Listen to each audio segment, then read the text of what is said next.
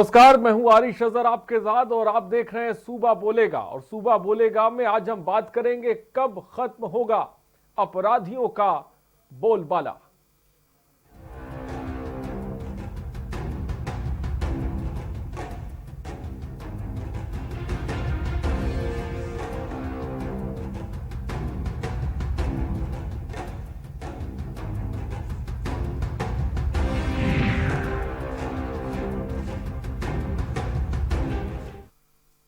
सवाल बड़ा है। उत्तर प्रदेश में इन दिनों अपराधियों का बोलबाला बढ़ता जा रहा है। एक तस्वीर छुट्टा घूम रहे अपराधियों की है जो गाजियाबाद के विजयनगर इलाके में दिन दहाड़े बेटियों के सामने ही जंगली बदमाशों ने पत्रकार को गोली मार दी।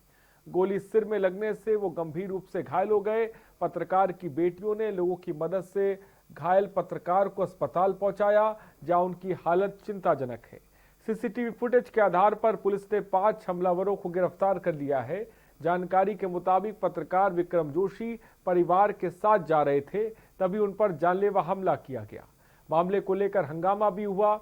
वहीं 2 तस्वीरें इस वक्त आपकी टीवी स्क्रीन पर भी हम आपको दिखा रहे हैं। एक गाजियाबाद की तस्वीर है और एक कानपुर देहात की तस्वीर है। गाजियाबाद की खबर मैंने आपको बताई। अब कानपुर देहात की बात करते हैं, जहां खादी में छुपा नेता ही युवक का अपहरणकर्ता निकला। युवक के अपहरण के बाद 1 करोड़ रुपए की फिरौती मांगने वाले बीजेपी नेता समेत 2 लोगों को पुलिस ने गिरफ्तार कर लिया है। फिलहाल पुलिस पूरे मामले की तह तक जांच कर रही है। वही अपहरणकर्ता युवक को भी पुलिस ने शकुचल फिलहाल बचा लिया है। पूरी घटना का अकबरपुर पुलिस ने खुलासा किया है, लेकिन सवाल यही उठता है कि आखिर सूबे में पुलिस का इकबाल क्यों कायम नहीं हो पा रहा है। हालांकि पुलिस ताबड़तोड़ एनकाउंटर कर रही है, लेकिन उसका खौफ अपराधियों के दिल में क्यों नहीं बैठ रहा है, ये बड़ा सवाल है। एक जगह पत्रकार को दिन दहाड़े गोली मार दी गई और दूसरी तस्वीर में अपहरण के बाद बीजेपी नेता खुद फिरौती मांग रहा है। तो ये 2 तस्वीरें आपके सामने हैं, गाजियाबाद और कानपुर देहात की तस्वीरें। अपराध लगातार उत्तर प्रदेश में बढ़ता जा रहा है और ये खबरें भी लगातार हम आपको दिखाते रहते हैं। आपको याद होगा कि उन्नाव में भी पत्रकार को मौत के घाट उतार दिया। कानपुर देहात की ये तस्वीर आपके सामने है, लेकिन कानपुर के बर्रा में ही अपहरण किया गया संजीत का, जिसका अभी तक पता पुलिस नहीं लगा पाई है। एसटीएफ पूरे मामले की जांच कर रही है। वहीं गाजियाबाद की तस्वीरें, जहां पर पत्रकार पर हमला किया है, फिलहाल पुलिस ने 6 लोगों को इस पूरे मामले में गिरफ्तार कर लिया है। लेकिन सवाल बड़ा है कि आखिर अपराधियों में, बदमाशों में पुलिस का खौफ क्यों नहीं बैठ रहा है, पुलिस का डर क्यों नहीं बैठ रहा है, जबकि पुलिस एक तरफ एनकाउंटर कर रही है, बदमाशों के साथ पुलिस की मुठभेड़ हो रही है, लेकिन दूसरी तरफ इस तरह से बदमाश बेखौफ हैं कि आप देखिए गाजियाबाद में किस तरह से पत्रकार को पकड़ते हैं, सरेआम सर पे गोली मार देते हैं। लेकिन फिलहाल अस्पताल में पत्रकार का इलाज चल रहा है। चिंताजनक स्थिति है। वहीं कानपुर देहात की एक तस्वीर आपके सामने है, जहां पर 1 करोड़ की फिरौती मांगी जाती है, जिसमें 2 लोगों को पुलिस ने गिरफ्तार कर लिया है। फिलहाल पुलिस पूरे मामले की तह तक जांच कर रही है। वहीं पुलिस ने पुलिस ने खुलासा भी इसका कर दिया, जिसमें एक बीजेपी नेता का नाम सामने आया है। और फिलहाल सूबा बोलेगा में नंबर्स भी लगातार फ्लैश होंगे। अभी थोड़ी देर में आप लगातार कॉल करिए। सूबा बोलेगा में उत्तर प्रदेश में जो अपराध की स्थिति है उसको लेकर अपनी बात रखिए। गाजियाबाद और कानपुर देहात की 2 तस्वीरें, इनके अलावा भी तमाम जिले हैं जहां पर इस तरह की आपराधिक घटनाएं देखने को मिलती हैं।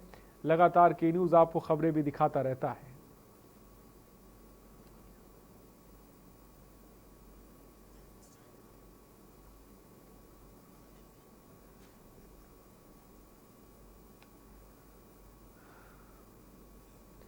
गाजियाबाद के एसएसपी कलदीन एथानी ने बदमाशों के हमले पर क्या कुछ कहा, हम आपको दिखाते हैं। श्री अनिकेत जोशी ने अवगत कराया कि इनके पत्रकार भाई विक्रम जोशी जो गाजियाबाद की दैनिक जनसागर टुडे के लिए कार्य करते हैं, कल जब ये अपनी बहन के घर से लौट रहे थे माता कॉलोनी क्षेत्र में, तो वहां पर हमलावरों ने इनके ऊपर अटैक किया है और इनको फायर आर्म से भी चोटिल किया है। इस सूचना पर हम सभी अधिकारी अस्पताल पहुंचे और वहां पर टीमें लगा करके साक्ष्य जुटाना शुरू किया है। ये फिलहाल अस्पताल में उपचाराधीन है, वहां पर चिकित्सकों की टीम इनका उपचार कर रही है। जो साक्ष्य जुटाए गए उसके आधार पर 5 लोगों को गिरफ्तार किया गया है। इनके नाम मोहित, दलवीर, आकाश, रवि और शाकिर हैं। इन सभी को गिरफ्तार कर जेल भेजा जा रहा है।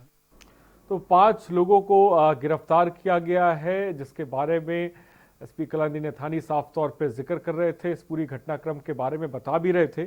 फिलहाल सूबा बोलेगा में नंबर्स फ्लैश होंगे, आप कॉल करिए। यूपी में बढ़ते अपराध पर, अपराधियों के बोलबाले पर अपनी बात रखिए। लेकिन उससे पहले जो हमारे साथ गेस्ट जुड़ रहे हैं, हमारे संवाददाता जुड़ रहे हैं, उनसे भी आपका तारुफ करा दें।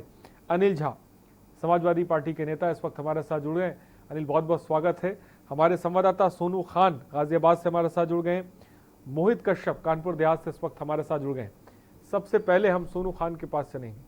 सोनू, गाजियाबाद की ये तस्वीर हैरान कर देने वाली है। उन्नाव से भी एक खबर आई थी और लगातार हमने दिखाया था, जहां पर पत्रकार को मौत के घाट उतार दिया गया था। और एक तस्वीर गाजियाबाद की है, जहां पर हम देख रहे हैं सीसीटीवी फुटेज में किस तरह से एक पत्रकार को मारा जाता है और कई लोग मिलकर मारते हैं। ये स्थिति गाजियाबाद में पैदा हो गई। सबसे पहले पूरी खबर को बताएं।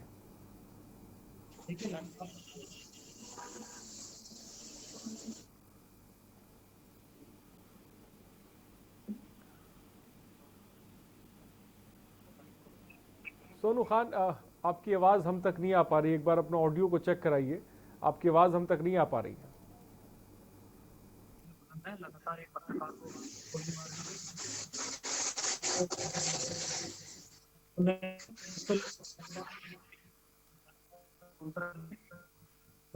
जो बदमाश है सोनू खान, आपकी आवाज हम तक नहीं आ पा रही। मैं चाहूंगा कि एक बार अपने ऑडियो को आप दुरुस्त करें, उसके बाद मैं आपके पास आऊंगा। फिलहाल हमारे साथ मोहित कश्यप कानपुर देहात से भी हमारे संवाददाता जुड़े हुए हैं। मोहित, कानपुर देहात में अपहरण किया गया, 1 करोड़ की फिरौती मांगी गई। सबसे पहले पूरी खबर बताएं। जी बिल्कुल, आपको जो पूरा मामला है, इस युवक को जो सुशील था उसको एमपी से यहाँ पर बुलाया जाता है और ये वही हाईवे पॉइंट है जहाँ पर उसको रखा गया था। यहाँ से पुलिस ने गाड़ियां भी बरामद की है। इसके बाद में जो वहाँ पर जो सत्यम सिंह चौहान बीजेपी के नेता थे उसको यहाँ पर आप हाईवे पॉइंट में आपको दिखाना चाहता हूँ। यही बेसमेंट में सबसे पहले मीटिंग बेसमेंट में हुई थी, यहाँ पे गिरफ्तारी हुई। इसके बाद हाईवे पॉइंट में जितने भी कर्मचारी, साफ तौर पे कहना है कि यहाँ पे कोई ऐसी जानकारी नहीं थी और ये बेसमेंट है जहाँ भी गाड़ी रखी गई। बीजेपी के नेताओं के नाम शामिल है और इसके बाद में पुलिस ने सत्यम सिंह चौहान और 2 उसके साथियों को। मोहित कश्यप, नाम बता सकते हैं? बीजेपी के नेताओं के नाम सामने है। मैं चाहूंगा कि आप नाम बताएं, किन किन नेताओं के नाम सामने आए हैं जिनका इस अपहरण में हाथ था। बिल्कुल आरिफ जी, कहीं ना कहीं अभी जो भी नाम है, सत्यम सिंह चौहान ने पूरे मीडिया कर्मियों से बात करते हुए साफ मना कर दिया है कि हम अभी हमारे इसमें किसी का साथ नहीं है। लेकिन ये जांच में सारी चीजें खुलासा होंगी कि किसका किसका नाम है, कितने लोग इसमें शामिल थे जो सत्यम सिंह चौहान को ये पनाह दे रहे थे। और बीजेपी ने इतना जो ये क्रम किया है, 1 करोड़ की फिरौती मांगी थी और जो उसका साथी था उसके अकाउंट से 2,35,000 रुपए एटीएम से निकाले गए हैं। कहीं ना कहीं बीजेपी पर यह सवालिया निशान है और जो और भी मामले अपहरण के हैं उसमें भी कहीं ना कहीं बीजेपी का नाम शामिल हो सकता है। जी आरिफ। मोहित, मैं चाहूंगा आप बताइए कि जब उस अपहरणकर्ता ने अपहरण किया था शख्स का, तो उसकी वहां से बरामदगी कैसे हुई? कहां पे उसको रखा था, किस जगह वो ले गए, कैसे ले गए, इसके बारे में थोड़ा सा बताएं और कैसे बरामदगी हुई? अरे सबसे पहले जो घटनाक्रम है वो है कि जिसको ये जो चमत्कारी का काम करता था, धातु का कोई, इसके पास एक रेडियो स्टेशन था जिससे वो देखता था कि यहाँ पर एक कुछ धातु मिल सकती है। इसके लेकर के जो शिवम था, जो शिवम सिंह है, वो दिल्ली में उसकी फैक्ट्री है, उसको यहाँ बुलाया गया। सत्यम सिंह चौहान ने हाईवे पॉइंट में रुकने का इंतजाम किया। उस व्यक्ति को वो 8,000 रुपए एक वहाँ से क्या नाम एमपी से यहाँ आने का चार्ज लेता था। उसको इन लोगों ने बुला के हाईवे पॉइंट में मीटिंग की। इसके बाद में उसके साथ मारपीट की जाती है और उससे घर में फोन कराया जाता है 1 करोड़ रुपए हमको चाहिए, नहीं तो तुमको यहीं पर मार दिया जाएगा। जो चीजें हैं जहां उसको छुपा के रखा गया था, पुलिस ने उसको अभी इसमें जो हम लोगों को बताया नहीं है। और इसके बाद में जब एमपी पुलिस उसके पर्चे जब पहुंचते हैं कि हमारे जो सुशील हैं उनसे फिरौती मांगी गई है, तो वहाँ एमपी की जो पुलिस है वो इसकी लोकेशन ट्रेस करती है, वो यूपी पुलिस को जानकारी देती है। इसके बाद में कानपुर देहात पुलिस सतर्क होती है, कानपुर देहात पुलिस उसकी लोकेशन पे काम करती है, और जब उसकी गिरफ्तारी होती है तो सबसे पहला पॉइंट है जो उसके साथ बलिनो जो गाड़ी थी वो गाड़ी हाईवे पॉइंट के बेसमेंट से बरामद होती है। इसके बाद में सुशील को बरामद किया जाता है। इसके बाद सत्तन सिंह चौहान का नाम निकल के आता है, जो मेन करता धरता था सत्तन सिंह चौहान ने उसको यहाँ बना दी, उसको रखा, गाड़ी खर्चे का पूरा इंतजाम किया, होटल का इंतजाम सत्तन सिंह चौहान ने किया था। तो कहीं ना कहीं पूरा जो खलन था वो सत्तन सिंह चौहान, जो कि बीजेपी में काफी दबदबा रखते हैं। ठीक है, मैं इस पर भी सवाल, सत्यम सिंह चौहान का साफ तौर पे नाम आ रहा है, मोहित बार बार जिक्र कर रहे हैं, कैसे सत्यम सिंह चौहान जो कि बीजेपी नेता है उसने मदद करी अपहरणकर्ताओं की। फिलहाल हमारे साथ सुरेंद्र कानपुर से एक दर्शक हैं। सुरेंद्र, अपनी बात को रखें। सर, मैं ये कहना चाहता हूँ। जी बोलिए। हेलो, मेरा ये कहने का मतलब है कि यूपी के मुखिया माननीय योगी आदित्यनाथ जी ने सख्त कदम उठाया है। ये अपराधियों के लिए, या कोई पुलिस में मुकदमे का मामला हो या अपराधियों का मामला हो, उन पर सख्त से सख्त कार्रवाई कर रहे हैं। उस पर किसी प्रकार को कोई बख्शा नहीं जाएगा। जो भी केस उनके सामने आते हैं सबको वो बिल्कुल सख्त से सख्त कार्रवाई करने का काम करते हैं। माननीय योगी जी के बहुत बहुत धन्यवाद। सुरेंद्र, क्या मेरी आवाज आप तक पहुंच रही है? सुरेंद्र, क्या मुझे सुन पा रहे हैं आप? तो शायद सुरेंद्र से हमारा संपर्क टूट गया। फिलहाल बहुत बहुत शुक्रिया सुरेंद्र अपनी बात रखने के लिए। सुरेंद्र बात कर रहे थे, लेकिन एक तस्वीर सामने भी है, जैसा कि लगातार हम आपको सुबह बोलेगा के कार्यक्रम में दिखाते भी रहते हैं, अपराध को लेकर किस तरह में अपराध बढ़ता जा रहा है उत्तर प्रदेश में। हमारे साथ अनिल झा, सपा नेता भी इस वक्त है। हम अपने संवाददाताओं के पास जाएंगे, लेकिन सबसे पहले अनिल झा के पास भी चलते हैं, काफी देर से हमारे साथ जुड़े हैं। अनिल झा, इन दो तस्वीरों को लेकर क्या कहेंगे आप? आरिस भाई, आवाज मेरी जारी है? जी, आपकी आवाज साफ आ रही, बोलिए। जो आज का ये घटना है, चाहे गाजियाबाद का हो, चाहे कानपुर देहात का हो, या इससे पहले आपने जिक्र किया उन्नाव में हमारे पत्रकार भाई की मौत हुई थी, उसके पहले चलें आप पिछले हफ्ते लखनऊ में एक पत्रकार की मौत होती है, एक वकील, हाईकोर्ट के वकील की गोली मार के हत्या कर दी जाती है, या पीछे की आप घटना देखें। आप इस समय जो उत्तर प्रदेश में कानून व्यवस्था है, वो आप ये कह सकते हैं कि कुछ तबका है जिनको जानबूझ के बढ़ावा दी जाती है, और कुछ तबके को जानबूझ के जो है टॉर्चर किया जाता है सरकार के द्वारा। आज अभी मैं आपके पत्रकार रिपोर्टर को सुन रहा था, वहां कोई चौहान साहब कानपुर देहात वाले मामले में आए हैं सामने। मैं बड़ी जिम्मेदारी के साथ आपके चैनल पे कह रहा हूं, उन चौहान साहब को कुछ भी नहीं होने वाला उत्तर प्रदेश सरकार में। उनको इतना बड़ा संरक्षण प्राप्त होगा भारतीय जनता पार्टी की तरफ से, मंत्री और नेताओं की तरफ से, कि उन चौहान साहब को कुछ नहीं होने वाला है। अगर उसी चौहान साहब के जगह पे अगर कोई ब्राह्मण या यादव या मुसलमान होता, तो मुझे लगता है आज या कल में उसका इनकाउंटर हो जाता उत्तर प्रदेश के अंदर। कानून व्यवस्था की ये स्थिति है। ये वही लोग हैं जो दूसरों की सरकार में छाती पीट पीट के कहते थे गुंडाराज गुंडाराज।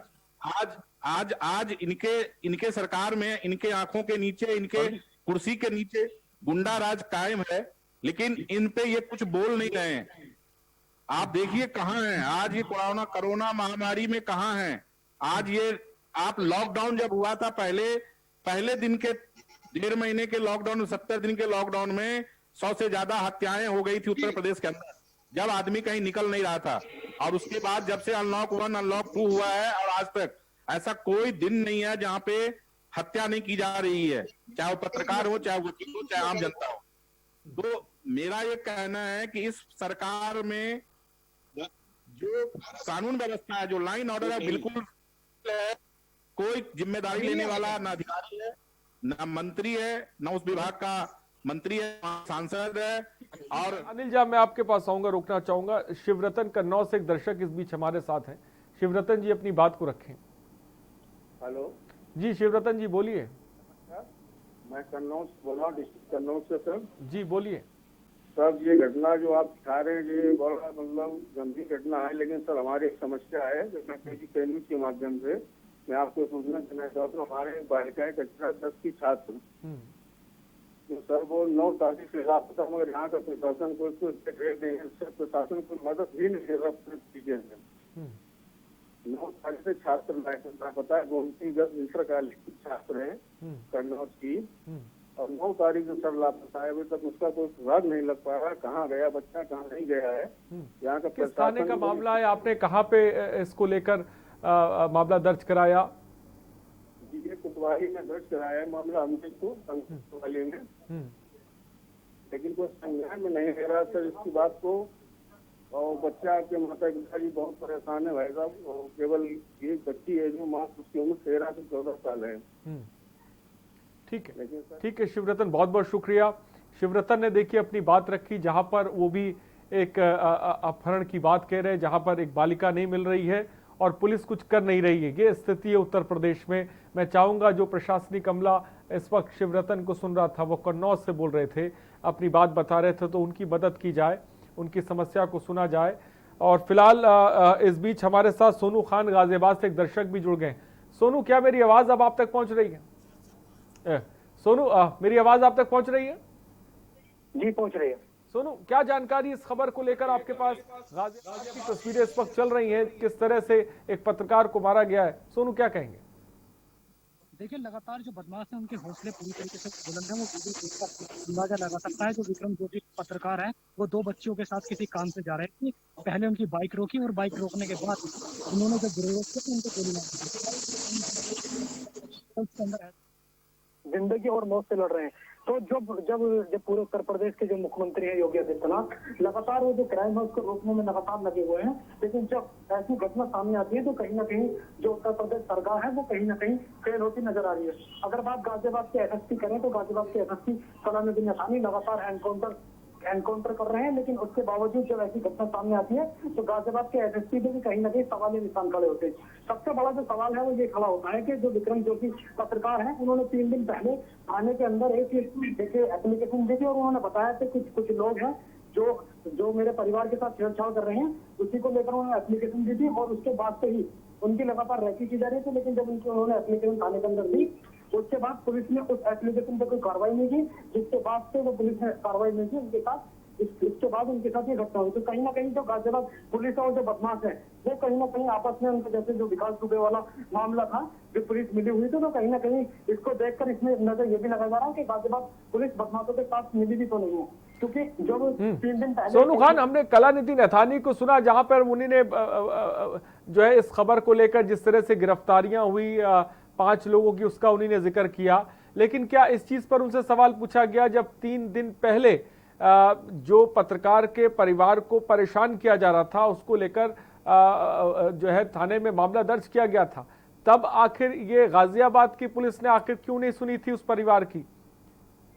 देखिए, अगर गाजियाबाद पुलिस अगर इस एप्लीकेशन के आधार पर अगर कार्रवाई करती तो आज जो विक्रम ज्योति जो हॉस्पिटल के अंदर जिंदगी और मौत से लड़ रहे हैं वो हमारे बीच होते।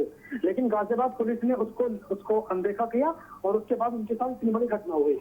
तो लगातार जब पत्रकारी गाजियाबाद में अगर पूरे उत्तर प्रदेश में सेफ नहीं होंगे तो आम जनता कैसे सेफ होगी, एक बड़ा सवाल खड़ा होता है कहीं ना कहीं। लगातार जो इससे पहले भी जो गाजियाबाद के पत्रकार है उनके ऊपर भी जानलेवा हमला किया गया था, उसमें भी पुलिस का जो रवैया था वो इसी तरीके से नजर आया था। और अब दूसरा मामला ये सामने निकल कर आया है। तो कहीं ना कहीं जो पुलिस है वो पूरी तरीके से अपराधियों के बहरहाल पुलिस बात तो कर रही है कि हम लगातार अपराधियों के खिलाफ कार्रवाई कर रहे हैं, लेकिन जब ऐसी घटनाएं सामने आती है तो पुलिस की कार्रवाई से कहीं ना कहीं सवालिया निशान खड़े होते हैं। जी, लेकिन सोनू, इस बीच पत्रकार की तबीयत कैसी, उनकी हालत कैसी, इसके बारे में थोड़ा सा बताएं। देखिए ना, उनको भी हॉस्पिटल के अंदर एडमिट किया गया है। उनकी जो हालत है वो पूरी तरीके से, जो डॉक्टर्स हैं उन्होंने कहा है कि अभी आईसीयू वार्ड में उनको रखा गया है। अभी उनकी हालत के बारे में कुछ बताया नहीं जा रहा है, बस ये बताया जाए कि उनकी हालत गंभीर बनी हुई है। उनके परिवार से हमारी बात हुई, उनके परिवार ने भी उनसे यही कहा कि जो एडमिट उनको कर दिया गया है, उनको डॉक्टर्स का कहना ये भी है कि अभी इनकी हालत गंभीर बनी हुई है। सोनू, ये जो 5 लोग जिनकी गिरफ्तारी हुई है, ये कौन है? क्या इनके बारे में पुलिस ने कुछ पता लगाया है? इन लोगों ने हमला क्यों किया, इसके बारे में कोई जानकारी? देखिए, जो बहरहाल पुलिस ने 5 लोग पकड़ लिए हैं। उनमें से बताया जा रहा है कि जो उसमें एक लड़का है उसी ने गोली चलाई थी।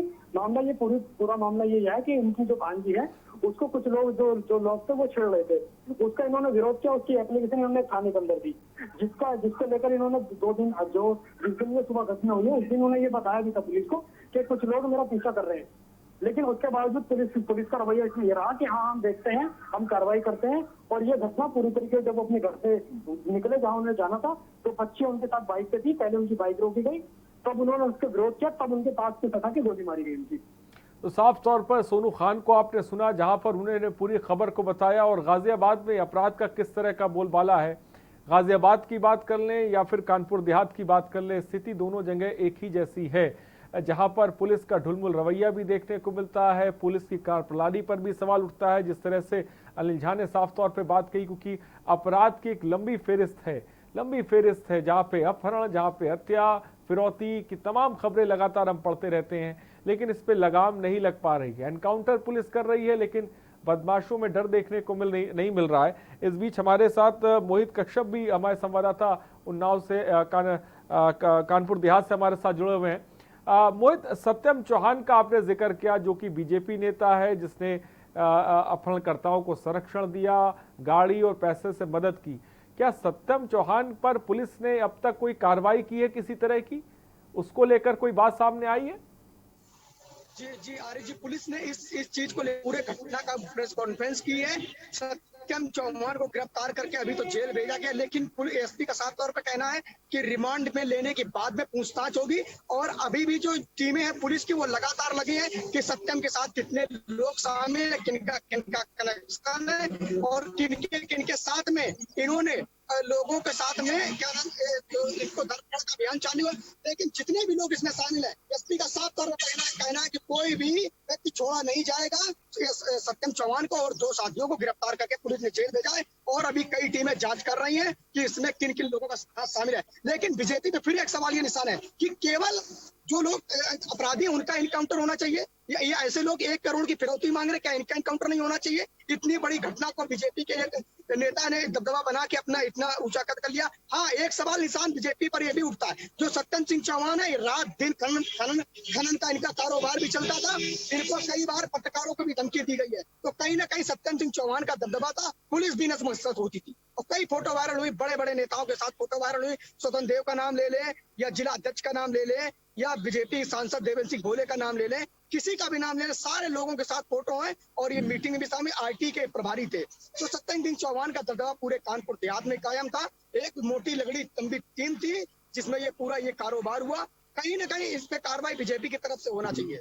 जी तौर पे कहीं ना कहीं कार्रवाई होनी ही चाहिए, कहीं ना कहीं होनी चाहिए ऐसे नेताओं पर जो अपराधियों की मदद करते हैं, अपराधियों को संरक्षण देते हैं, जिसकी वजह से वो इतनी बड़ी वारदात को अंजाम देते हैं।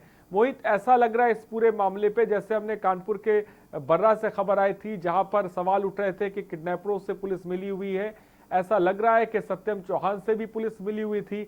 और यही बहुत बड़ी वजह थी कि इस पूरे मामले में, क्योंकि ये खबर बहुत पहले चली थी और अपहरणकर्ताओं ने जब उस युवक का अपहरण किया, उस दौरान से लेकर अब तक काफी लंबा वक्त भी गुजर गया। ऐसा लग रहा है कि सत्यम चौहान से पुलिस जो है मिली हुई थी, यही वजह थी कि इसमें इतना वक्त लग गया। पुलिस की संलग्नता हो सकती है, क्योंकि ये होटल में रुकने का मतलब क्या, और फिर होटल से गाड़ी बरामद होती है, लेकिन होटल के कर्मचारियों का कोई भी कार्रवाई नहीं हुई और पुलिस भी कहीं ना कहीं संलिप्त थी। अगर पुलिस संलिप्त ना होती, वो इतने दिन यहाँ 3 दिन तक क्या करता रहा? इसकी पुलिस को भनक नहीं थी?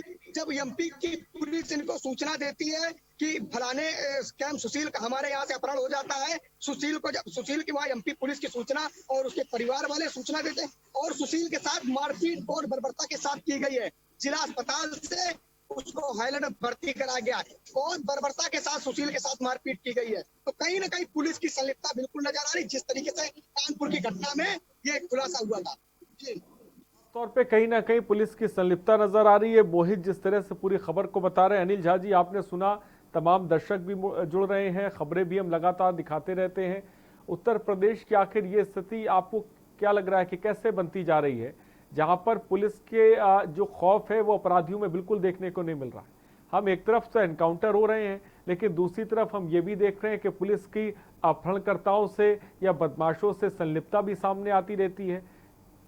क्या लगता है आपको? हरीश भाई, देखिए इस समय जो उत्तर प्रदेश की स्थिति है, मैंने पहले भी कहा, मैं बार बार कहता हूं, जब आप सिलेक्शन करके आप कार्रवाई करेंगे, जब आप सिलेक्शन करेंगे, जब आप क्राइम करने वालों को जब उसकी सजा होती है और जब वो बेल पे छूट के आता है, अब उसको आप सम्मानित करेंगे और यहाँ तक करेंगे कि अपनी पार्टी में मुख्य पद देंगे आप, तो जो क्रिमिनल होता है या क्रिमिनल माइंडेड लोग होते हैं, उनको ऐसा लगता है कि जब तक हम क्राइम नहीं करेंगे तब तक हम ऊपर नहीं जा सकते हैं। वो जब सरकार खाकी दोनों मिलकर क्राइम को बढ़ावा देती है तो ये रिजल्ट आता है जो आपके सामने है। मैं पूछना चाहता हूं कि ये लोग, आज आपने बर्रा का नाम लिया, आज तक क्या हुआ? महीना भर से ऊपर हो गया, अभी तक परिवार को न्याय नहीं मिला है। अभी जो पीछे घटना हुआ कानपुर देहात में, जो दुबे प्रकरण हुआ है, उसमें क्या हुआ? उसमें गिन गिन के आप देखिए, आप समझिए आरजे भाई, सरकार में ना संरक्षण प्राप्त किए हुए। सवाल ये भी है कि सरकारें आएगी, आपकी भी सरकार थी तब भी ऐसा नहीं कि क्राइम बहुत कम हो गया, तब भी अपराध था। आज बीजेपी की है तब भी क्राइम है, बीएसपी की थी तब भी क्राइम। ये अपराध नहीं कम हो रहा है। सरकारें आ रही हैं, सरकारें जा रही हैं, तमाम पार्टियों में हमने देखा है, ये किसी से छिपा नहीं है कि नेताओं के पद पे बैठे हुए हैं बहुत से ऐसे क्रिमिनल हैं, उनके ट्रैक रिकॉर्ड भी हैं, ये भी किसी से छिपा नहीं, वो तमाम पार्टियों में है, ये भी स्थिति है। समाजवादी पार्टी की सरकार थी, अखिलेश यादव जी मुख्यमंत्री थे। उस समय जब कभी भी पुलिस ने किसी पार्टी ने हस्तक्षेप नहीं किया, पार्टी के नेता मंत्री ने हस्तक्षेप नहीं किया। आप देख लीजिए उठा के इतिहास, जबकि हमारे ऊपर ब्लेम लगता था कि हम थाना चलाते हैं। आज आप देखिए ना, आज आप देखिए कि कौन संरक्षण दे रहा है। आज विकास दुबे का खजांची जय वाजपेयी ने लोगों के नाम लिए हैं। उसने कहा है कि भाजपा के मंत्रियों के साथ विकास दुबे के अच्छे संबंध थे। सरकार क्यों नहीं उसको खुलासा कर रही है? हमारी पार्टी, हमारा और हम सभी लोग मांग में देखा गया, ये भी तस्वीरें वायरल हुई, ये भी तस्वीरें अनिल झा जी सामने आई, बीजेपी की आई तो समाजवादी पार्टी के नेताओं की भी आई, आपने भी देखी होंगी। मैं कह रहा हूं आरिश भाई, जब समाजवादी पार्टी सरकार में जब कोई क्राइम होता था तो आप लोग सारे चैनल मीडिया भाई एक तरफ अखिलेश यादव का फोटो और दूसरी तरफ उस क्राइम को चलाते थे। मैं आपसे गुजारिश करूंगा कि आप योगी जी का, दिनेश शर्मा जी का फोटो चलवाइए एक तरफ ये सारे क्राइम दिखवाइए आप। ऐसा क्यों? भेदभाव नहीं होना चाहिए। मैं ये मानता हूं कि कोई भी प्रदेश में अगर कोई क्राइम होता है उसमें डायरेक्ट मुख्यमंत्री इन्वॉल्व नहीं होता है। मैं बड़ी जिम्मेदारी के साथ कह सकता हूं कि योगी जी अच्छे आदमी हैं, सन्यासी आदमी हैं, अच्छे नेता हैं, वो अपना प्रयास कर रहे हैं, लेकिन ये हिस्सा तुम देखोगे, ये हिस्सा तुम देखोगे, ये हिस्सा मैं देखूंगा। आप देखिए ना, योगी जी के अलावा कोई नेता आज के डेट में नजर आ रहा है कहीं पे? चाहे वो कोरोना हो, चाहे क्राइम हो, कहीं भी नहीं। सब अपने अपने घर में बैठे हो, गाड़ी में लगे हुए हैं।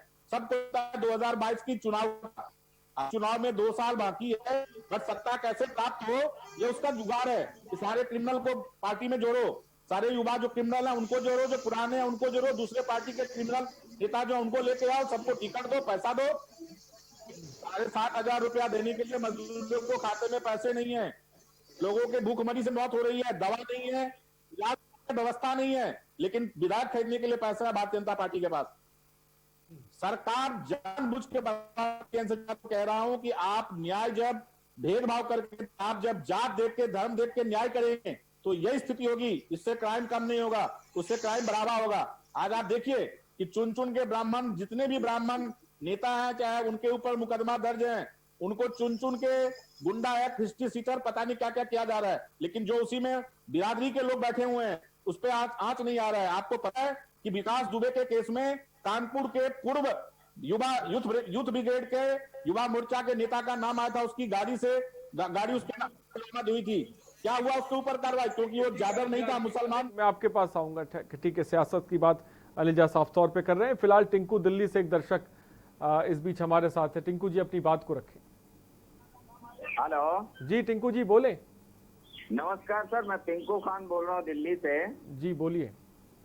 मैं बस ये कहना चाहता हूँ, ये जो घटना हुई है इतनी बड़ी, बहुत बड़ी घटना है ये, घटना के साथ और विश्वास के साथ और पूरी जिम्मेदारी के साथ कहना चाहता हूँ कि उत्तर प्रदेश में मुख्यमंत्री योगी आदित्यनाथ जी हैं और हमारे झा साहब जो बैठे हुए थे, हमारे माननीय सपा के नेताजी भी हैं। और जो बिकरू की ये घटना विकास दुबे की बता रहे हैं, मैं जिम्मेदारी के साथ कहना चाहता हूँ कि सपा और बसपा की खड़ी हुई फसल मुख्यमंत्री योगी आदित्यनाथ ने काटी है। इसका मैं स्वागत करता हूँ। आज 2 साल हैं अभी चुनाव के, लेकिन 2 साल के बाद जनता जनार्दन ये तय कर देगी, जनता जनार्दन हमारे तय कर देगी कि किसने काम किया है, किसने नहीं किया है, किसने अच्छे काम किए, किसने बुरे काम किए हैं। ये आज ओवर कॉन्फिडेंस पे चल रहे हैं सपा के नेता। हमने बहुत सी सरकारें देखी हैं, पिछली भी देखी हैं, 4-5 बार मायावती रही हैं, 4-5 बार सपा की सरकार रही है। आज टिंकू खान जी, इसी सरकार पे हमने देखा कि विकास दुबे आराम से घूम फिर भी रहा था, उस पर कोई एक्शन पुलिस नहीं ले रही थी। जब पुलिस वालों को गोली मारी तो एनकाउंटर हुआ, ये भी हमने देखा। इस पर क्या कहेंगे? जो घटना हुई है उसकी भी निंदा करता हूँ। हाँ। आज मैं बता दूं कि दिल्ली के अंदर, संगम बिहार के अंदर एक महिला पत्रकार की कमरे में बंद करके उसको मारा जाता है और उसकी FIR तक नहीं होती है। ठीक है टिंकू खान जी, बहुत बहुत शुक्रिया हमसे जुड़ने के लिए, अपनी बात रखने के लिए। फिलहाल सुबह बोलेगा में रुकते हैं छोटे से ब्रेक के लिए, जल्द हाजिर होंगे।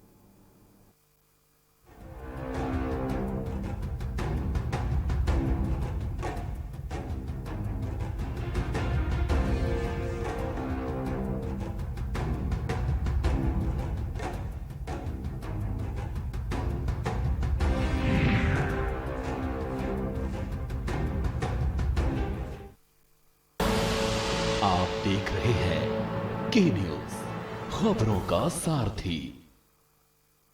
राम की जिंदगी को थोड़ा पढ़ भी लीजिए। आप मुद्दे से भटक रहे हैं। सब बोलेंगे, सबकी सुनेंगे, अनुशासन के साथ सवालों की झड़ी अड़ी, क्योंकि हमें है देश की पड़ी। सोमवार से शुक्रवार शाम 6 बजे TV9 भारतवर्ष, अब तो सब देख रहे हैं। Mount Litra Z School, Unnao, #1 in academics, #1 in sports, best teachers, best result, smart classroom, best transport facility, world class infrastructure के साथ Mount Litra Z School, Unnao। खुदी को आजमाया है तो ये अंदाज आया है, खुदी को आजमाया है तो ये अंदाज आया है। तुम में भी मैं हूं, शुद्ध प्लस पान मसाला। देश के खिलाफ कोई भी आवाज अब नहीं है बर्दाश्त। राष्ट्र से बड़ा कौन, अब नहीं रहेंगे मौन। परवाह देश की, सोमवार से शुक्रवार रात 10 बजे TV9 भारतवर्ष, अब तो सब देख रहे हैं। आप देख रहे हैं के न्यूज, खबरों का सारथी।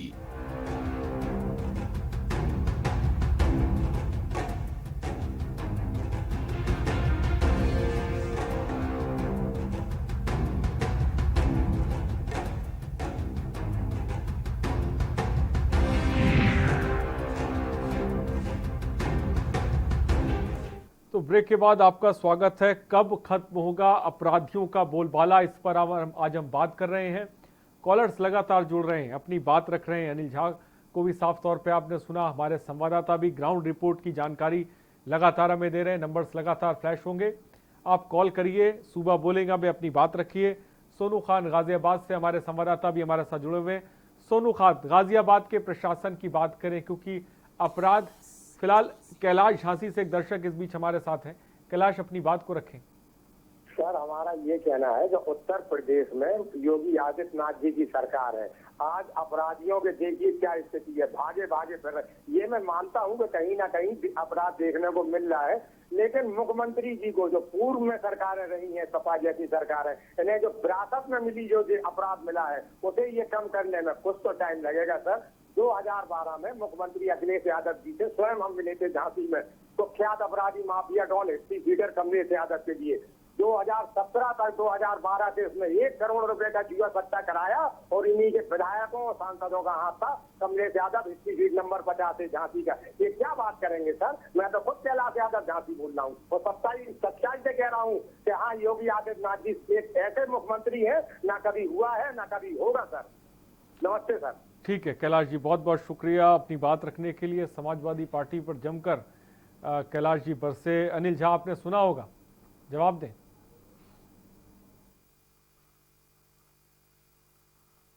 ये वही लोग हैं जो जब विपक्ष में होते हैं तो विपक्ष की बात करते हैं, सरकार पे उंगली उठाते हैं जो काम होता है विपक्ष का, और जब ये लोग सरकार में होते हैं तब भी ये लोग विपक्ष से ही सवाल करते हैं।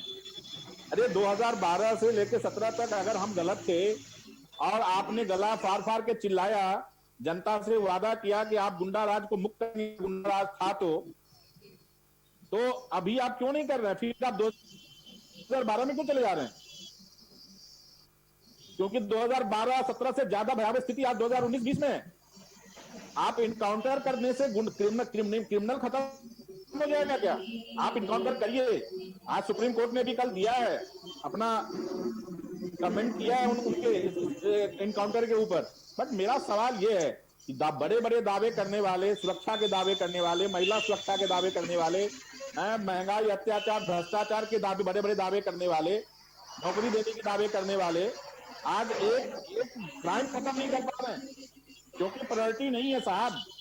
इनको देखिए अभी क्या है, हिंदुस्तान में जो सरकारें चल रही हैं खासकर भारतीय जनता पार्टी की, इनको ये पता है कि इस देश के जनता तो बड़े भावुक हैं, उनको इन सब चीजों को कोई देखिए ना। अभी आप कि कोरोना में, लॉकडाउन में पैदल हजारों किलोमीटर पैदल चल के लोगों की मौत हुई है, भूख से मौत हुई है, बीमारी से मौत हो रही है। इनको लग रहा है कि सब भूल जाएंगे, जब हम आएंगे अभी 5 तारीख को राम मंदिर का शिलान्यास होगा, लोग भूल जाएंगे। दरअसल इस देश की सच्चाई यही, आप और हम या विपक्ष कितना भी चिल्लाए लेकिन जनता जागरूक नहीं हो रही है। आप देखिए जनता जो आपको कॉल करके फोन कर रहे हैं, ये सब 2012 और 17 में सताए थे और आज कह रहे हैं कि हम ठीक हैं, और आज बात कर रहे हैं 12 की और 17 की और मायावती सरकार की। अरे आज वर्तमान सवाल भी अगर विपक्ष से पूछ रहे हैं, जनता है, पूछ सकती है सर। ठीक है, मैं आपके पास आऊंगा। सोनू खान, मेरी आवाज आप तक पहुंच रही है? मोहित कश्यप भी काफी देर से, मोहित मैं आपके पास भी आऊंगा। सोनू खान, गाजियाबाद की बात करें, अपराध को रोकने के लिए गाजियाबाद के एसपी, गाजियाबाद का प्रशासन किस तरह से काम कर रहा है, क्योंकि तस्वीरें बहुत कुछ बयां कर रही हैं। सोनू खान बताएं।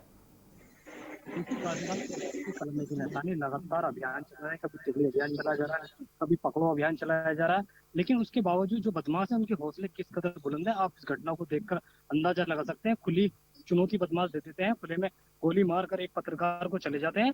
तो कहीं ना कहीं जो चेकिंग अभियान है, जो टिकली अभियान है, वो सब एक तरफ रखे रह जाते हैं।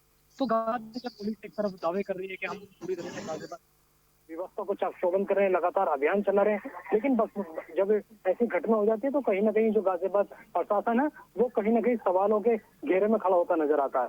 जी खान, ये हमला पत्रकारों पर है, जनता की आवाज पर है, माध्यम पर ये हमला है। पत्रकार समूह की तरफ से इस पत्रकार भाई के लिए, उनके परिवार के लिए क्या कुछ कदम उठाए गए हैं?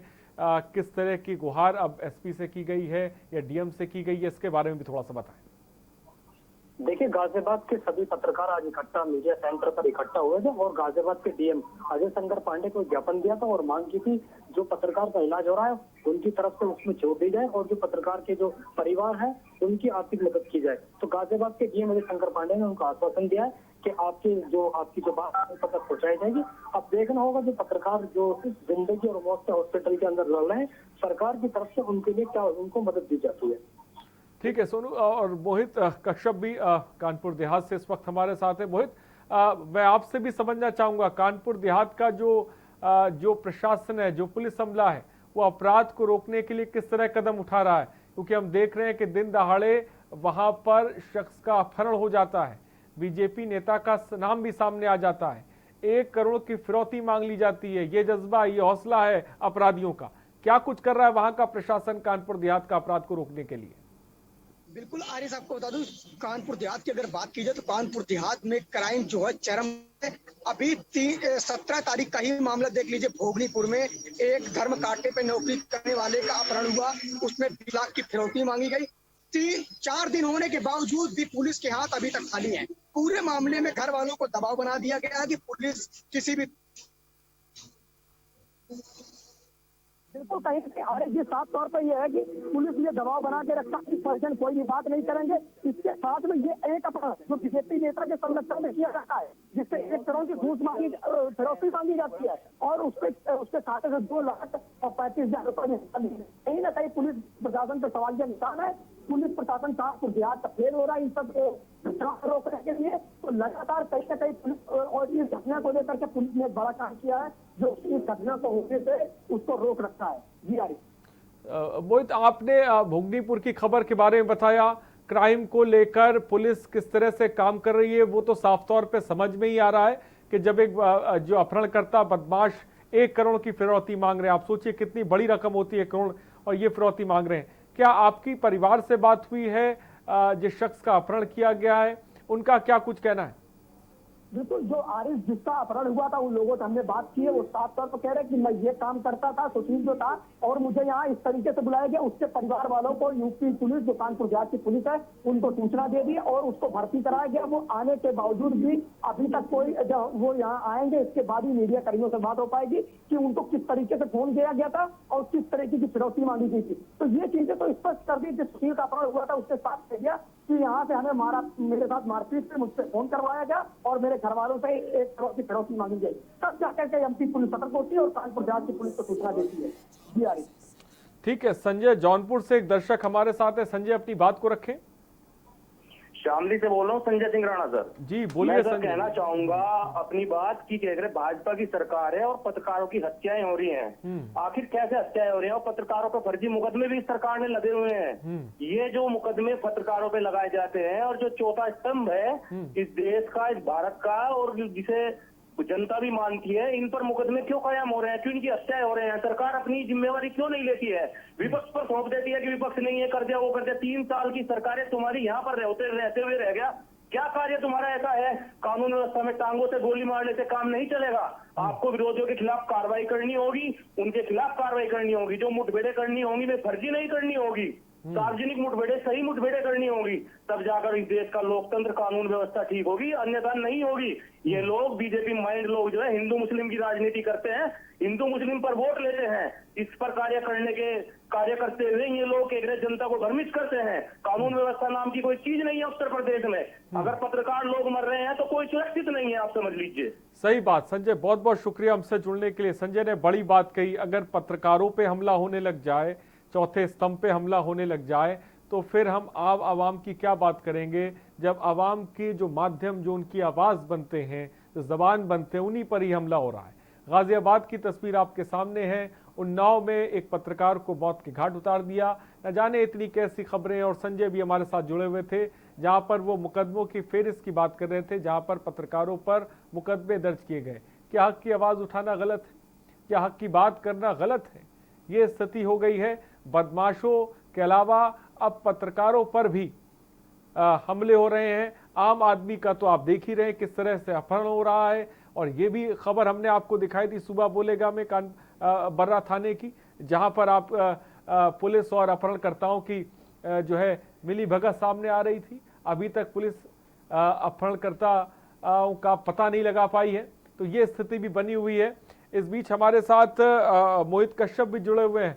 मैं अनिल झा जी आपके पास आऊंगा, इस सवाल का जवाब भी लूंगा जो दर्शक ने कही है। लेकिन मोहित कश्यप, इस पूरे मामले पर बीजेपी नेता समेत 2 लोग और गिरफ्तार हुए हैं। इन 2 लोगों के बारे में बताइए, ये लोग कौन थे, इनके बारे में थोड़ा सा बताएं। जी आरिफ जी, जो शिवम था, शिवम सिंह, वो यहीं का रहने वाला था और उसकी एक जो फैक्ट्री है वो दिल्ली में एक छोटी सी फैक्ट्री चलाता था। और वो जो सत्यम सिंह चौहान जो बीजेपी का नेता है, उसके साथ में इसने दिल्ली में पढ़ाई की थी, तो उसका कनेक्शन था। और ये पूरा जो षड्यंत्र था जो सत्यम सिंह और शिवम का रचा हुआ था। और जो इसमें एक युवक और जो गिरफ्तार हुआ है, वो एक फैक्ट्री, एक अस्पताल में काम करता था। उसको पुलिस ने इनके जो यहाँ से सीसीटीवी फुटेज बरामद हुए थे हाईवे पॉइंट पे, उसके आधार पर उसकी गिरफ्तारी की है। तो कहीं ना कहीं जो हॉस्पिटल में जो काम करता था पंकज सिंह, तो उस पंकज सिंह को भी पुलिस ने गिरफ्तार किया। पंकज सिंह का रिकॉर्ड की बात की जाए तो पंकज सिंह के भी कई खिलाफ मुकदमे थाने में पहले से ही दर्ज थे। तो इसके मामले में लेकर के जो शिवम था, वो शिवम दिल्ली से इसको बुलाया गया था और यहाँ पर पूरी प्लानिंग की गई थी। तो 3 जो सत्यम सिंह चौहान है, ये तो इनके ऊपर कोई आरोप नहीं था, लेकिन सत्यम सिंह चौहान एक नए युवक थे और बीजेपी में उभर कर एक नया चेहरा आया था। तो कहीं ना कहीं सत्यम सिंह चौहान ने दबदबा बना रखा था। और इसके बाद में सत्यम सिंह चौहान एक खनन माफिया भी थे, खनन का काम भी करते थे। तो दिन रात मतलब पैसे की झलक थी कि पैसा आ जाए। 1 करोड़ रुपए हुआ, बहुत बड़ी प्रशासन चौहान ने इसको मांगने का काम किया था। जी हाँ। तो मोहित साफ तौर पे बता रहे हैं पूरे घटनाक्रम के बारे में उन्होंने बताया और किस तरह से पूरी वारदात को अंजाम दिया गया। बीजेपी नेता सत्यम चौहान का नाम बार बार मोहित कह रहे हैं क्योंकि सत्यम चौहान ही वो मास्टरमाइंड था जिसने गाड़ी से लेकर होटल और होटल से लेकर पैसा मुहैया कराया, जिसके चलते जो 2 अपहरणकर्ताओं ने पूरी वारदात को अंजाम दिया। और फिलहाल उन्होंने पुलिस ने बरामदगी कर ली है, लेकिन इस बीच बड़े सवाल हैं। सोनू खान भी हमारे साथ बने हुए हैं, हमारे साथ अनिल झा भी लगातार बने हुए हैं, नंबर्स भी लगातार फ्लैश हो रहे हैं। आप कॉल करिए, अपनी बात रख सकते हैं। उत्तर प्रदेश में जो क्राइम ग्राफ लगातार बढ़ता जा रहा है क्योंकि अब पत्रकार भी सुरक्षित नहीं है, अब पत्रकारों पर भी हमला हो रहा है, अब पत्रकारों पर भी मुकदमे दर्ज हो रहे हैं। ये वही चौथा स्तंभ है जो आपकी आवाज़ को प्रशासन से लेकर शासन तक पहुंचाता है। ये वही चौथा स्तंभ है जो आपकी जिम्मेदारी को समझता है, आपकी आवाज़ को उठाता है। अब उसी को दबाने की कोशिश की जा रही है। जैसा कि आप देखिए ये तस्वीरें आप साफ तौर पे दे सकते हैं, सीसीटीवी फुटेज जो हमारे पास है, किस तरह से रात में एक पत्रकार को घेरा जाता है, 4 से 5 लोग आते हैं, वो बट से जो है बंदूक की बट से जो है हमला करते हैं सर पर, और किस तरह से हमला करते हैं वो तस्वीरों में आप देखिए। थोड़ी देर पहले जो उनकी बेटी है वो उन्हें बचाने के लिए आती है, उसके बाद ये बदमाश फरार हो जाते हैं। लेकिन हैरत की बात तो ये है, इस पूरे मामले को लेकर 3 दिन पहले पत्रकार के परिवार ने थाने में एक एप्लीकेशन दी थी और अपनी जान को खतरा भी बताया था। साथ ही साथ ये भी बताया था कि हमारे परिवार को कुछ लोग परेशान कर रहे हैं, लेकिन इसके बावजूद भी पुलिस एक्टिव मोड में नहीं आई, पुलिस ने एक्शन नहीं लिया। बहुत ऐसे मामले हैं जहां पर पहले ही लोग थानों में सूचना देते हैं, चौकियों में बताते हैं, लेकिन पुलिस बहुत लाइट वे में लेती है, पुलिस हल्के में लेती है, और जब बड़ी घटना हो जाती है तब सब के सब जवाब देते फिरते हैं, हाथ में हाथ धरे बैठे रहते हैं। उमेश मेरठ से एक दर्शक हमारे साथ। उमेश, अपनी बात को रखें। हाँ जी, नमस्कार साहब। जी नमस्कार, बोलिए उमेश। मैं ये कहना चाह रहा था कि हमारे उत्तर प्रदेश में अपराधियों का बोलबाला दिन पे दिन बढ़ता जा रहा है। अब पत्रकार महोदय भी सुरक्षित नहीं रहे हैं, जो बात सही कहता है उसका भी मुंह बंद करने के लिए तैयार रहते हैं, और स्थिति बहुत खराब हो गई है। प्रशासन और शासन कुछ नहीं देख रहा है, केवल पैसे के काम हो रहा है। जो पैसे दे देता है उसका काम हो जाता है, जो नहीं देता है उसे पीटा जाता है, मारा जाता है, और कुछ नहीं हो रहा है। चेहराबाजी। ठीक है उमेश, बहुत बहुत शुक्रिया हमसे जुड़ने के लिए। नंबर्स फ्लैश हो रहे हैं, आप लगातार कॉल करिए, अपनी बात सुबह बोलेगा में रख सकते हैं। और इस बीच हमारे साथ अनिल झा भी जुड़े हुए हैं। अनिल झा, आपने तमाम दर्शकों को सुना, संजय भी जुड़े हुए थे जौनपुर से, जहां पर वो जिक्र कर रहे थे कि पहली बार ऐसा देखने को मिल रहा है जहां पर इतनी बड़ी तादाद में पत्रकारों पर हमला हो रहा है, जहां पे कोई जान से जा रहा है, कोई घायल हो रहा है, पत्रकारों पे मुकदमे भी दर्ज हो रहे हैं। आपने भी तमाम खबरें देखी होंगी, ये स्थिति पैदा हो गई है। देखिए, ये होना ही है। अगर सरकार के खिलाफ अगर आप आवाज उठाएंगे, अगर आप सरकार की नाकामियों को, सरकार की कमियों को, मैं तो कमियां बोलता हूं, नाकामी भी नहीं कह सकता मैं, कमियों को अगर आप चौथा स्तंभ होने के नाते अगर आपके चैनल और आपके रिपोर्टर अगर उस चीज को कहीं दिखाते हैं तो सरकार उसको अपने ईगो पे लेती है। 322 12 सीटें पर 325 सीटें मिली इस प्रदेश में, कैसे आप आवाज उठा सकते हैं भाई? आप पत्रकार चैनल को चलाइए, आप सरकार के बारे में थोड़ी दिखा सकते हैं। विपक्ष हो, विपक्ष, इस दुर्भाग्य से इस देश में विपक्ष खत्म हो गया, और जहां कहीं बचा भी है वहां देखिए, जहां पे कोरोना महामारी में कार्यकर्ता हम लोगों ने खाना बांटा, हमारे कई साथियों पे मुकदमा लगा हुआ है, कई साथियों को मुकदमा लगा के मारपीट की गई है, जेल डाला गया है, जमात पे आए हैं, कई जेल में बंद है, कहीं पे मुकदमा चल रहा है।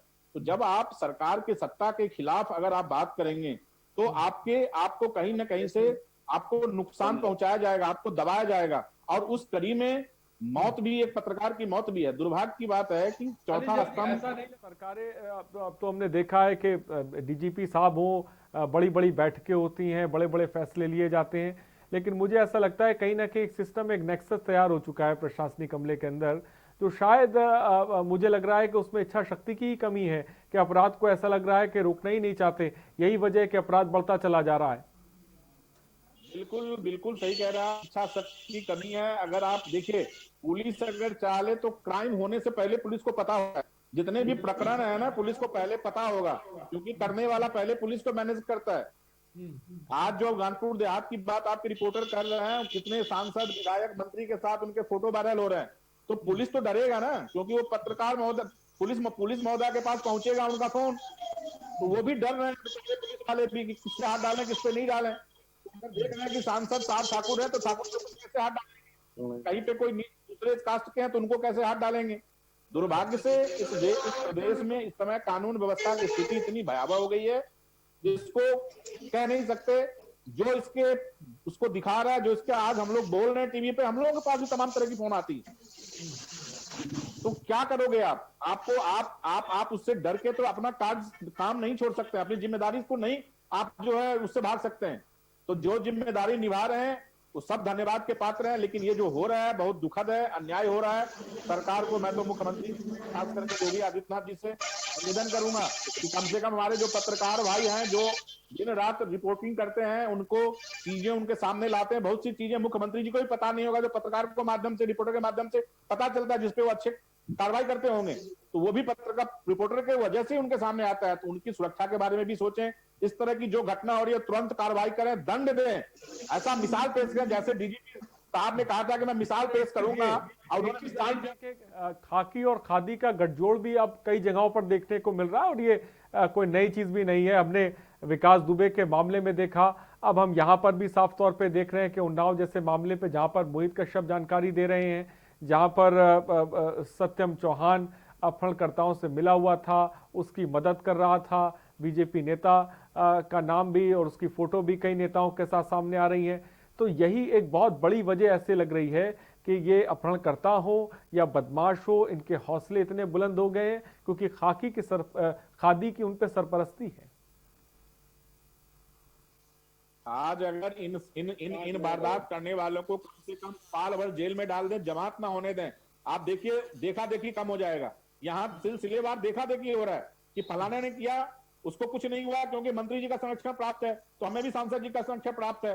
आदमी जानबूझ के आगे बढ़ने की होड़ है, और दुर्भाग्य से राजनीति में इस समय जो जितना बड़ा क्रिमिनल है उतना बड़ा नेता है। ये इस देश का दुर्भाग्य है, इस प्रदेश का दुर्भाग्य है। ठीक है, निवेदन करूंगा कि जितनी ठीक है अनिल झा, हमारे साथ आप बने रहिए। सोनू खान भी गाजियाबाद से हमारे साथ। जो सोनू, पत्रकारों पे हमला, परिवार के लोग, इसमें कोई दो राय नहीं है कि दहशत में होंगे जिस तरह से हमला जो है पत्रकार पे किया गया। मैं जानना चाहूंगा कि पत्रकार की हालत इस वक्त कैसी है और क्या परिवार को कोई सुरक्षा देने की बात की जा रही है? वो आवाज उठा रहे हैं कि जो विक्रम ज्योति के जो पत्रकार के जो परिवार हैं उनको सुरक्षा दी जाए। गाजियाबाद के एसएसपी से ये सुबह बात भी की गई थी, उन्होंने कहा है कि उनको सुरक्षा दे दी जाएगी, लेकिन बड़ा सवाल है कि अभी तक उनको सुरक्षा नहीं दी गई है। एक सवाल सबसे बड़ा खड़ा ये भी होता है कि लगातार जो इस समय में कोरोना वायरस जैसी महामारी चल रही है, लेकिन उसके बावजूद भी जो पत्रकार हैं वो लगातार अपनी जान पर खेलकर जो खबरें हैं जो खबरें हैं वो जनता की खबरें आपके बीच रख रहे हैं, और उसके बाद जो पत्रकारों को दिन दहाड़े उनकी गोली मार दी जाती है। तो कहीं ना कहीं जो सवाल है वो सबसे बड़ा ये खड़ा होता है तो कि जो प्रशासन का खौफ है वो पूरी तरीके से बदमाशों में नहीं दिख रहा। तो साफ तौर पे प्रशासन का खौफ बदमाशों में नहीं दिख रहा। ये खबरें देख के साफ तौर पे आप अंदाजा लगा सकते हैं। मोहित कश्यप, सत्यम चौहान का आपने नाम लिया, बीजेपी नेता जिसने अपहरणकर्ताओं की मदद की। साथ ही साथ आपने ये भी बताया कि सत्यम चौहान की कई बड़े नेताओं के साथ भी फोटो वायरल हो रही हैं, इसमें वो देखा जा रहा है। क्या इस पूरे मामले को लेकर सत्यम चौहान पे जिस तरह से कार्रवाई हुई है, या सत्यम चौहान के ट्रैक रिकॉर्ड को खंगाला जा रहा है कि उसके किससे संबंध थे, किसका उस पर हाथ था, इसके बारे में कोई जानकारी? जी, पूरा पुलिस महकमा जो है इसी पे लगा हुआ कि इस मामले को लेकर के कितने लोग जो नेता थे, किन नेताओं ने इनको संरक्षण दिया और कितने लोग इसमें शामिल थे, तो पुलिस उसका रिकॉर्ड भी खंगाली किसके किससे संबंध थे, और बीजेपी जो ये सत्यम चौहान इनमें किन लोगों के साथ था। क्योंकि मोहित कश्यप, ये सवाल इसलिए है क्योंकि 1 करोड़ की फिरौती की रकम मांगी गई, तो यानी कि जब हिस्से ज्यादा होंगे तो लोग भी ज्यादा होंगे। इसमें कोई दो राय नहीं है कि इसमें और भी लोग शामिल हो सकते हैं। बिल्कुल आरिफ है, 1 करोड़ की जब बात करके तो ऐसा नहीं लगता कि इसमें ये तीन लोगों का हाथ है, सत्यम और शिवम और दूसरा जो एक बंदा और 3 लोग थे उसमें, तो कहीं ना कहीं 1 करोड़ की फिरौती में 3 लोगों का हाथ नहीं है, इसमें हाथ कई और लोगों का भी होगा और कई नेता भी शामिल हो सकते हैं। अत्यंत तक ट्रक रिकॉर्ड निकाला जाए, कॉल डिटेल निकाली जाएगी, सारी चीजों को सर्च किया जाएगा, इसके पहले किसको फोन किया गया था और कितने लोग इसमें शामिल, 1 करोड़ की डील जो हो रही थी उसमें कौन कौन लोग शामिल थे, इसमें कई लोगों का नाम शामिल हो सकते हैं। बिल्कुल कहीं ना कहीं ये सवालिया निशान बीजेपी के नेताओं का भी यहाँ शामिल हो सकता है। बिल्कुल ये साफ हो सकता है कि और इसमें जो जांच पड़ताल हो रही है, पुलिस जो जांच कर रही है। ठीक है मोहित कश्यप, तो सत्यम चौहान का नाम सामने है जो कि बीजेपी नेता है। इस मामले में और कितने नाम सामने आएंगे भी ये नहीं, ये देखने वाली बात होगी। बहुत बहुत शुक्रिया मोहित हमसे जुड़ने के लिए। सोनू खान बहुत बहुत शुक्रिया हमसे जुड़ने के लिए। अनिल झा आपका भी बहुत बहुत शुक्रिया हमसे जुड़ने के लिए, अपनी बात रखने के लिए। तमाम कॉलर्स आपका भी बहुत बहुत शुक्रिया। तो सुबह बोलेगा में आज हम अपराध को लेकर बात कर रहे हैं, क्योंकि जिस तरह से अपराध बढ़ता जा रहा है, अपराध पर लगाम उत्तर प्रदेश की पुलिस तो खासकर नहीं लगा पा रही है। अब स्थिति ये आ गई है कि पत्रकारों पर भी हमले होने लगे हैं। सुबह बोलेगा में इतना ही, बने रहिए हमारे साथ। नमस्कार।